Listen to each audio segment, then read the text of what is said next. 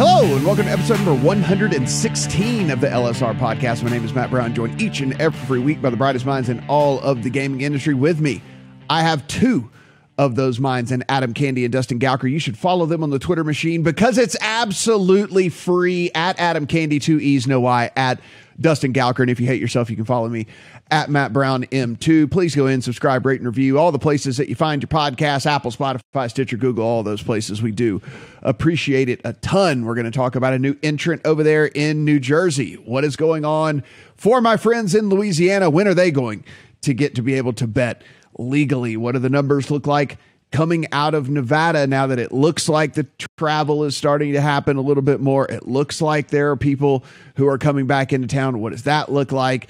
We'll get the state updates as usual, but let's go ahead, Adam, and kick things off here. In Arizona, we at least know there will be a quad sports book here for people to go and try. And I say people, maybe even you and I, take a trip down to the border down there and test out at least 4 different books that are going to go live. I think there could be quite the web series to be made of you and I driving down over the Hoover Dam and signing up for new apps and enjoying all of the benefits and bonuses that we've never had here in Nevada. I feel like when I read promotional offers on the air, I get very tired of saying this offer does not apply in Nevada. Yes, because they apply in Arizona, and they will apply for BetMGM, for DraftKings, for FanDuel, and for Barstool Sportsbook. Those are the ones that have either confirmed to us or announced that they've received sports betting licenses from the total of 20 that will be available in Arizona. Interesting to me, the full list isn't going to come out until tomorrow, and the Arizona Department of Gaming has treated this like nuclear codes in terms of who applied in Arizona. But they are allowing the sports books who get their licenses to give out the information early, which does give them a jump on everybody else in terms of getting pre-signups and things like that going on, which seems to me to be a little bit odd, considering they might not have approved everybody at the same time. So anyway, such as the case might be, Arizona's launch date still on target for September 9th. Of course, as you guys well know, DFS, however, will get going this weekend. And Dustin, we look at the way that, these other states have rolled out, and Adam said, likely to be some fairly lucrative bonuses and things like that. I mean, we saw just a rebranding of William Hill to Caesars came with this massive new bonus thing. We've seen whenever DraftKings and FanDuel and MGM head into these new states that we are seeing, some really eye-popping stuff. And I imagine if you're listening to this podcast and you live in Arizona, you are probably going to be enticed to have multiple sportsbook accounts, because I cannot imagine as we are leading. Some of these other launches have not happened right as we lead into football season. I mean, this is absolutely fantastic for, not only the books in Arizona, but probably the consumers as well. Hey, I'm getting a $20 free bet with a $20 deposit in Oregon. I'm feeling pretty good about myself right now. But yes, this is land grab time in Arizona. You have this perfect storm of multiple operators going live right as NFL season starts. This should be this is going to be big, but it is strange to me that we're still sitting here like a week and a half, not even that, away from a potential launch start of the NFL season, and we're still not even sure who all is getting in. I'm not even sure the operators know who all is getting in. Like DraftKings apparently found out for sure today, or at least was allowed to announce it today. But there's a lot more operators coming out. We have basically the 4 big ones here. It'll be interesting to see who else gets it. If they all get out on the same time, what exactly is going on? It's kind of a black box what's going on behind the scenes in terms of how Arizona is rolling this out. But they are going to apparently meet this deadline of NFL season, which I have constantly kind of thrown cold water on, but they're going to get there. Whether it's the right thing or they have a smooth rollout remains to be seen. But yeah, it looks like next, offers this weekend, and then next weekend you're going to be betting at Arizona Sportsbooks. Adam, how do you feel about a Volkswagen van? I think I think this should take place. You and I, we get a Volkswagen van. It's us going to the border every week to make our bets. We document what's going on, the awesome people that we meet, the strange encounters we have. I think this is a really good web series. True to life story. I was just in California down in the Ocean Beach area and saw a fully restored VW bus going by and thought, I need that. So I am 100% in on this idea. I feel like we need to not only contact our own video folks, but probably the networks as well. The only thing that could have made that story better was you said that you saw it and you said, I have to have it. And I went and made that man an offer. And I came home with a Volkswagen bus. That would have been the only thing that could have made that story better. Dustin, we talk numbers here on the podcast. And what is going on here in the great state of Nevada? Nevada always, as always, except for one other outlier, I think, is usually the last report. But we have July numbers, just under $410 million in handle in Nevada, which is it's their best ever July. Of course, the Conor McGregor fight definitely helped things out there. But here's the wild one, and this is always when we as we think about how sports betting is developed. There's always this narrative that Nevada was going to suffer as legal sports betting rolled out. The best number I can come up with is baseball. Just about half of all wagers, just about a little more than that, $227 million in handle in Nevada. That would have been the best month in Nevada, like best July in Nevada, like 5 years ago, like just by itself, with all betting included. So that is how much Nevada is growing as a sports betting market. Is that the increased adoption of mobile, BetMGM getting a little bit more into it, all of those things. So we're seeing Nevada still grow. It's still being throttled, but it's still growing. But it does underline the point of how much bigger it would be if you didn't have that pesky remote in-person registration still in place in Nevada. Yeah, no doubt. I mean, Adam, we're look, as Dustin mentioned, I mean, there have been some improvements made. Of course, the MGM app got a little bit better. IGT with Boyd got a little bit better when they introduced an app. We know that Bally's is coming at some point as they purchase the Tropicana, so they're coming as well. And so, I honestly do believe that as the technology has just gotten a little bit better, has to have helped with the increase in handle for the state. Of course, we had a new entrant, just 18 months ago in Circa and things like that, which certainly helps as well. But I do think that people are appreciating that some of the tech is getting updated. I mean, the Stations app here just got a rehaul, which I can't even believe that happened as well. So, I mean, it's not anywhere near what they're getting in the rest of the country, but they are at least taking notice that they cannot go with just these primitive versions of these apps, at least. I mean, if you want to compare it in terms that I think everybody will understand, we've pretty well gone from Atari to 8-bit Nintendo, while the rest of the country has PS5. And honestly, I'm not going to complain about that because that's still so much better than what we've seen. Be aware, though, that there's probably a ceiling on that growth, no matter what company comes in here. We just saw this past week a consortium of 30 different small operators in the casino landscape in Nevada, of course, not surprisingly, led by Station Casinos and the Fertittas, the former UFC owners, who are again pushing against the removal of in-person registration. They continue to think that they can both advertise the STN Sports app on some roundly terrible TV ads, and also try to force people to go to the casino to sign up. You can't compete in the arena and also try to make it worse for everyone. It doesn't work that way. All right, I'm done. I think about that every single time I see one of the commercials. I swear, I think like the same thought you just had every single time I see one. I'm like, what are you doing? You're the people who don't want people to use apps. And anyway, it's fairly hilarious. Let's talk about DC here, Adam. We know that we have had some very weird stories come out of DC. Then we had, and more competition should help out that market a little bit more. What is going on there now? Oh, what is going on in DC? That's a great question just on its face. Most recently, our Matthew Waters, who has been probably the best DC watchdog of anybody in the industry, has been checking in with the regulator there to say, hey, remember that audit that you were supposed to do by May about the success or lack thereof of your Gambet app that has been a total flop in the market? Where is that? And this time got a response back in an email that included the word slow with like 6 O's in it, saying that it has been a slow process for the auditor to put this report together that could ultimately lead to changes in the DC market. That's the thing about it. This report, which is likely going to come out in September now, we're told. Cross fingers on that one.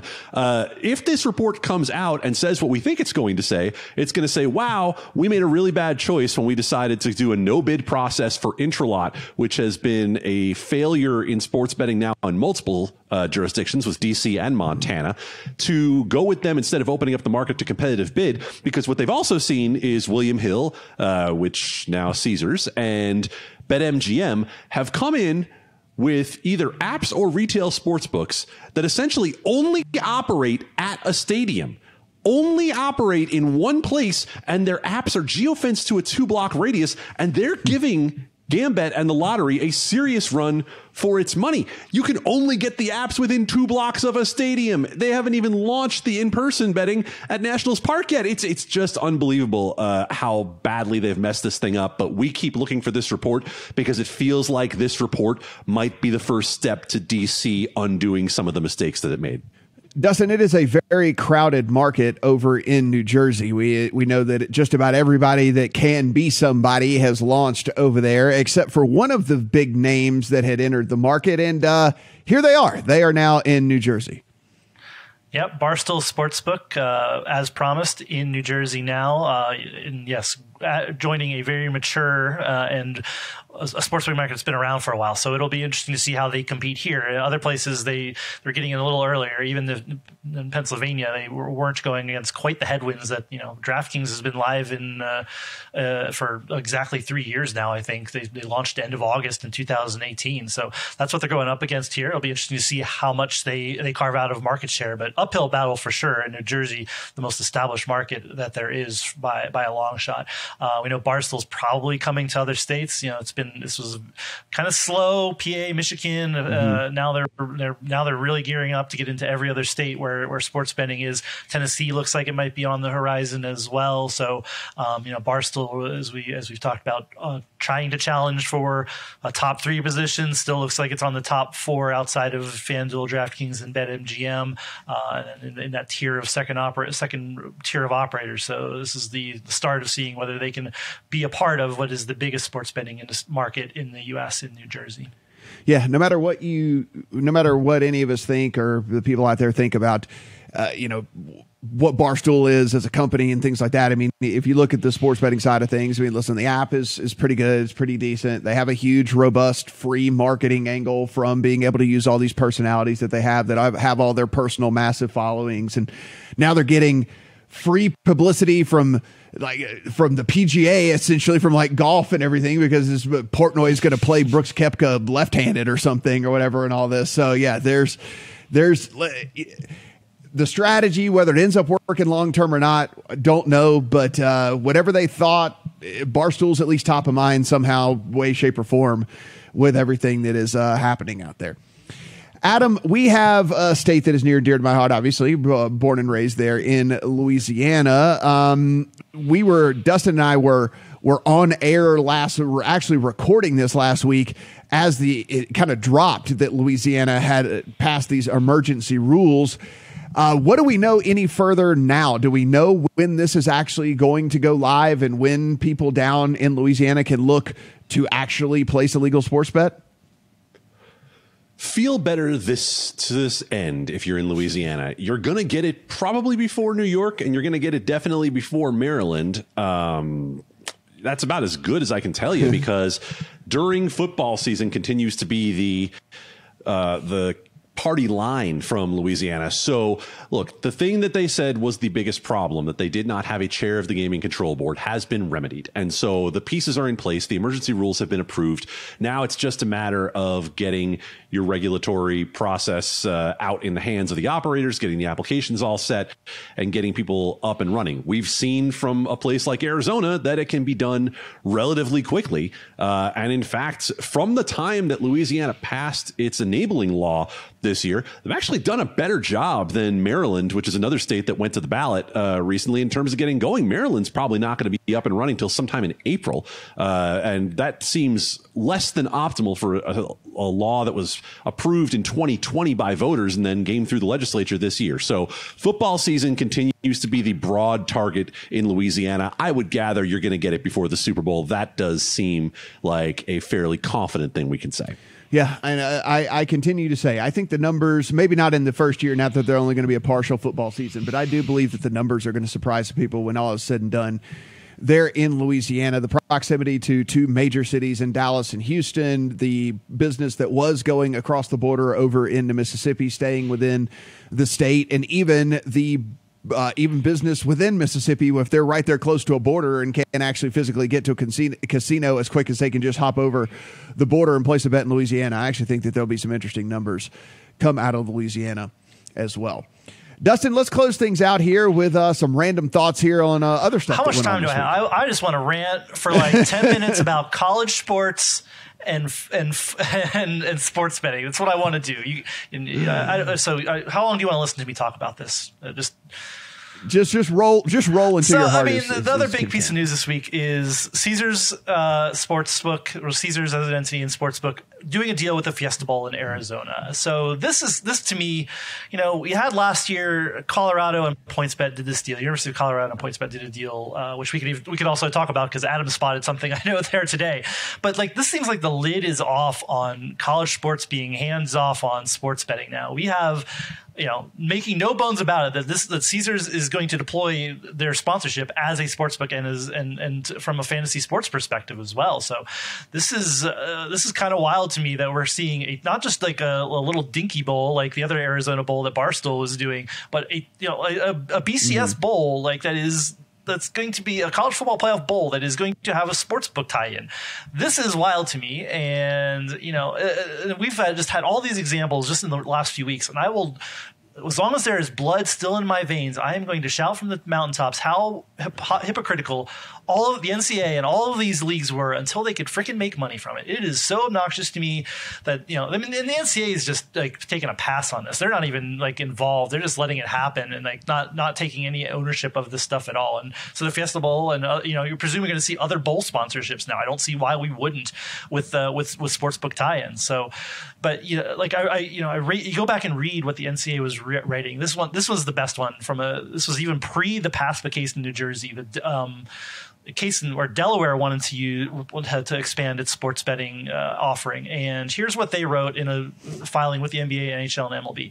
The implementation of a comprehensive sports betting scheme in Delaware would irreparably harm professional amateur sports by fostering suspicion and skepticism that individual plays and final scores of games may have been influenced by factors other than honest athletic competition. This is a harm that cannot even begin to be measured, let alone compensated by money damages. Now, it's just wild to me that we're now in this world where basically, sports betting's fine. We're making money. Who cares? This is great.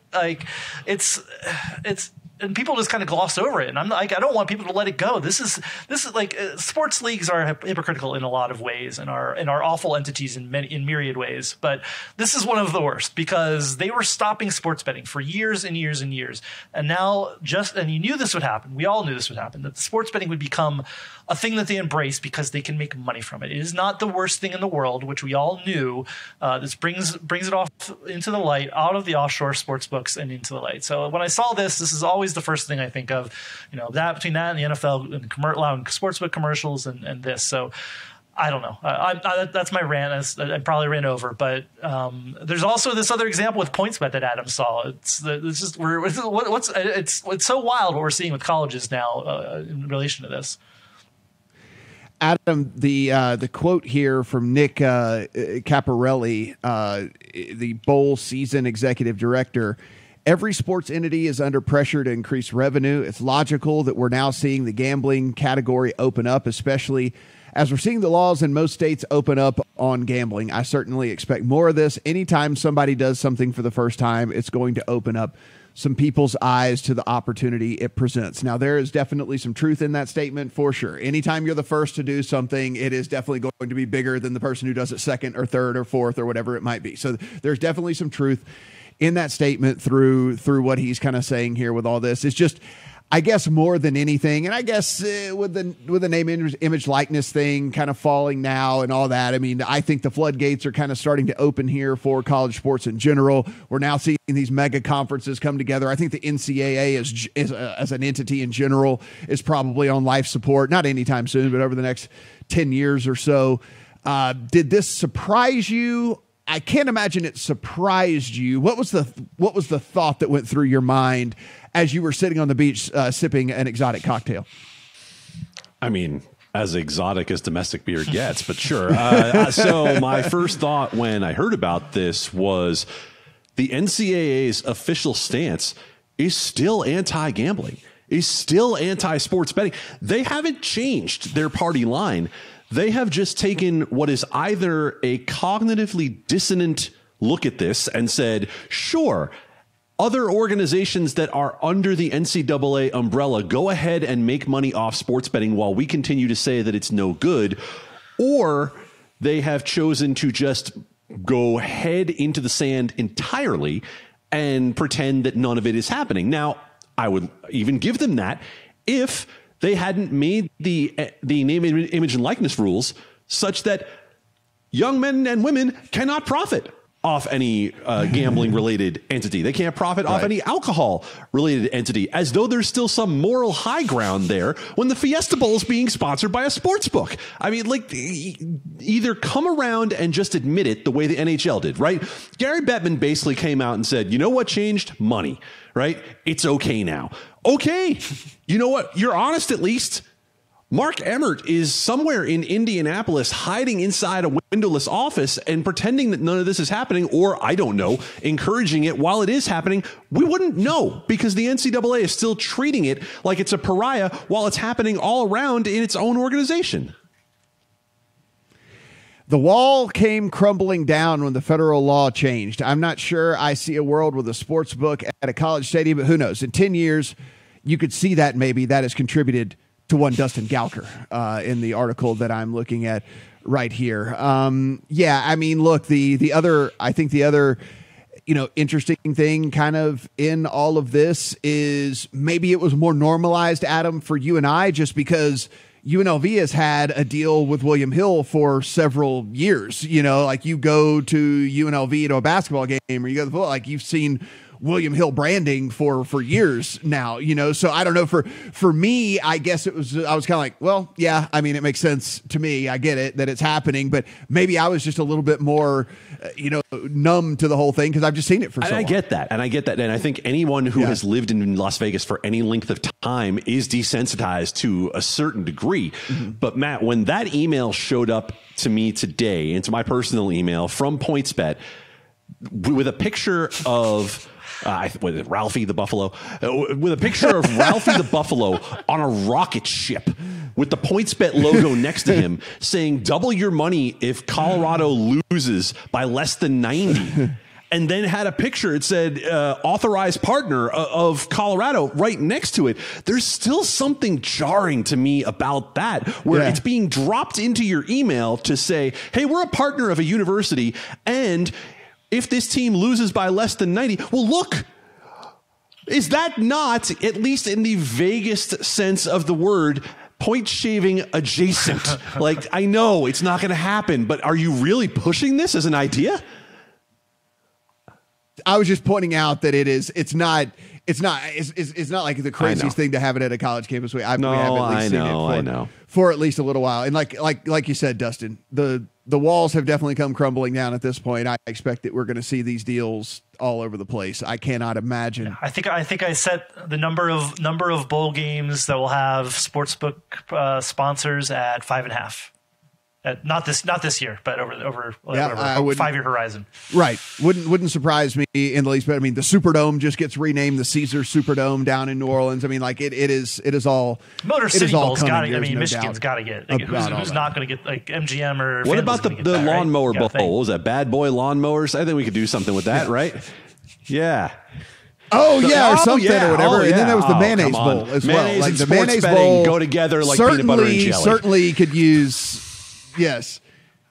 Yeah, like certainly there should be a sports betting sponsor that would be willing to step in over a mayonnaise company that I'd never heard of that I actually had to Google and find out that it's actually just a Midwest mayonnaise. Why don't just call it the Midwest Who knew Mayonnaise Bowl? Midwest mayonnaise like that there is. There's Midwest. There it is, the Midwest Mayonnaise Bowl for sure. Guys, as always, everything we talk about here on the pod, run over to LegalSportsReport.com. Read the full articles in written form. It is awesome work Adam and the team are doing over there. And of course, as I said at the top, you can follow these guys on Twitter for free at Dustin Gouker, at Adam Candee, 2 E's, no Y. For Adam, for Dustin, I'm Matt. Talk to you guys next week.